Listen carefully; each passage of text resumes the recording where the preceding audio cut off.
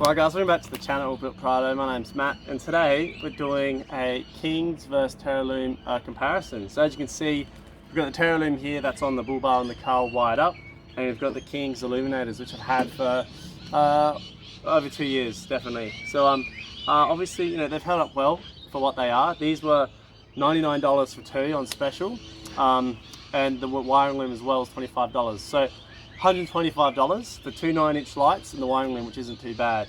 Whereas these big boys over here, right now it's Black Friday sale, but they're 630 bucks normally, but that does come with a wiring loom and a sticker and some other stuff. So so obviously the price is a pretty big difference when you look at this sort of stuff, and as you can see, the prices are completely different. Something that's pretty high end versus the bottom end. So we're going to sort of stack it out and just see, is it worth your money spending that extra $500 or so. So what I have done is actually weighed them both on a scale, and yeah, we'll have a look at that. So we've got the scales here, and I did say that this one's a lot heavier, the Teralume, for good reason. So I want to chuck it on the scale and see what we're reading accurately. So I'm going to chuck this one in here now. Now we're reading about 3 kilos, slightly over 3 kilos. And then the illuminator,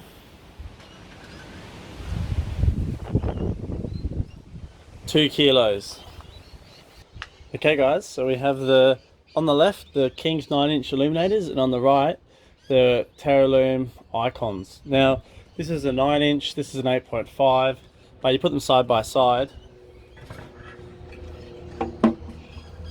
The illuminator is a little bit bigger on the frame, but in terms of the actual circle of light, they're the exact same. So this just has a bigger frame, which makes it look bigger, but really they're the same size. So now the main differences between these two, obviously the price difference, but here we have stainless steel, whereas here we have just steel.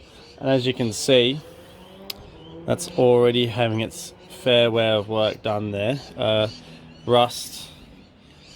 So these are about, I like to say 2.5 years old, and not this one, but my other one, I had to take this off because water got inside. So whereas this one is IP69 waterproof, so I'm never having taken this off. This is not getting damaged or any water in it anytime soon.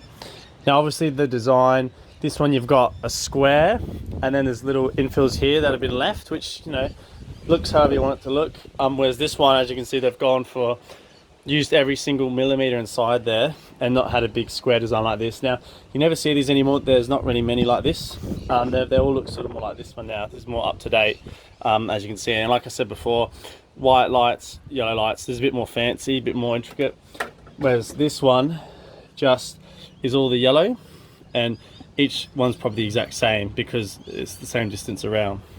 Now, on the back, the vents here aren't as deep. They're probably like 30 mil.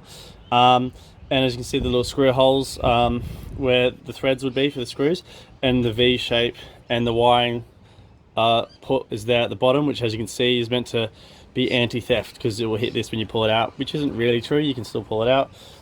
But on here, there's none of that. It's just a cord. So completely different again, like we said before.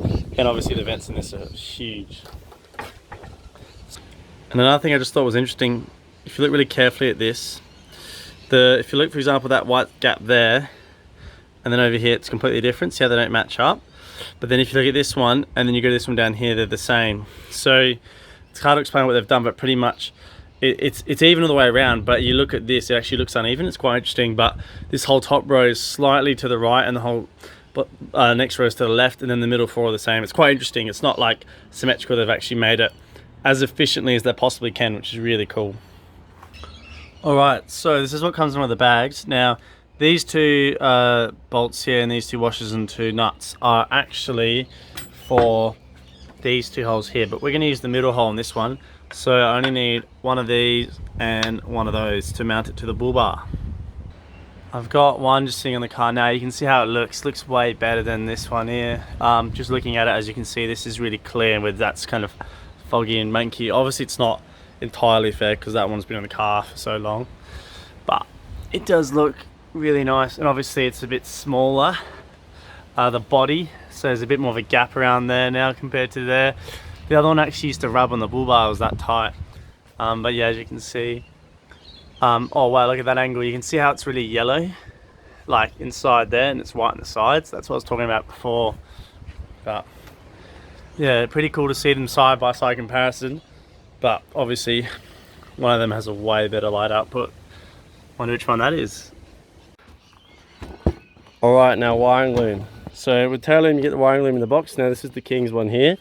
Teralume one's in the car, but I just wanted to go over it just so you understand some of the quality differences. So in terms of thickness, this is a lot thinner than the cabling down here, but this obviously runs less power because this is just your sort of traditional smaller plug, whereas the ones on these lights are huge, as I've shown you already, and hence why it comes with the adapter if you want to put the big one into a small one, so if you want to downgrade your power sort of thing. And then in terms of this around here, that's what the King's one looks like for mine at least. Just the H4 plug which goes into the box with the cables out, whereas the Teralume one is absolutely covered in the plastic protection over all the wires, so you can't get any you know, corrosion or rust or anything. It's all protected from the weather, so they've actually done a huge massive heat shrink on that, whereas Kings have just sort of left it like that, as you can see. Now the fuse, they've got different size fuses. On here it's 30 and on the Teralume it's 35. That is what it is, just a little bit bigger on the Teralume one. And then like we said before, this is actually also the light bar relay, so that's another little small one there. So that's actually not King's, that's another brand, but that's also a cheap brand, so relatable. Now I put this on myself. This didn't come with the King's wiring, they actually got put on later. So that's just another thing to think about if you want to put that protection on your wiring. Super bright, works very well. This is like not slightly dark yet, but you can see how bright it is already. So super happy with them. Okay guys, so the general summary of this video is it worth it getting the King's lights over Teralume? Now I've run through a few categories as you've seen, and it just depends sort of what you want it for. Obviously value for money, that's what sort of King's is, like you really like cheap made stuff, but you can buy it, it's very affordable. Whereas Teralume here, you get that'll be fine for like 10 years and it's gonna have no issues. So I guess the scenario is if you're just gone full driving and you're deciding to do a few drives at night and stuff, I'd probably recommend the King's, especially, it sounds a bit rude, but if your car's like not very expensive sort of thing and you don't mind it too much, I'd probably just put cheap spotties on it. But if you've got, you know, if you've done like a 40k ute or something for work, or you've got a pretty expensive nice Land Cruiser or something, and you want something that will be like high quality and, you know, a good brand sort of thing, I wouldn't put, you know, King's lights on it because that's a bit more of a cheap thing.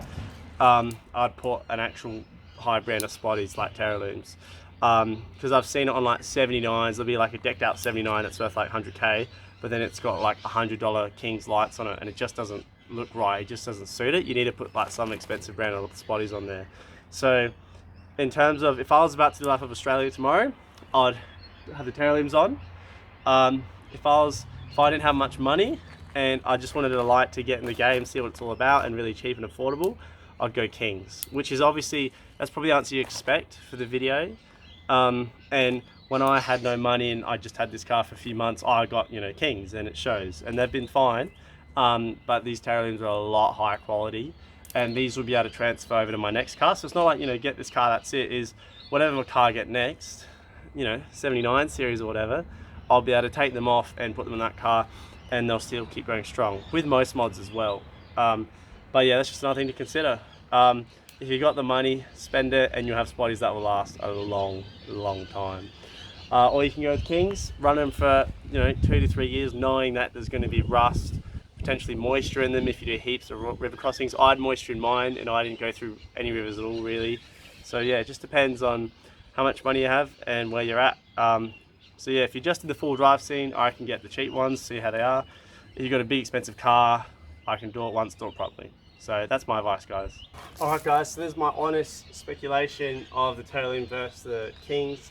Now, we've looked at the statistics. You're paying a lot more money, but you're getting a lot more quality, and they'll go the distance, and the proof's in the pudding sort of thing. But if you're just getting into it, you don't have much money, you just want to see how the lights work and all that sort of stuff, then I think these are the direction you go in.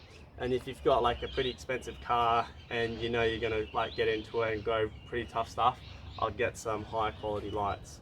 So that's the review in a nutshell, guys. If you have anything, let me know down below and I'll try and answer it for you. And hope you guys enjoy, and we'll catch you guys next time. Cheers.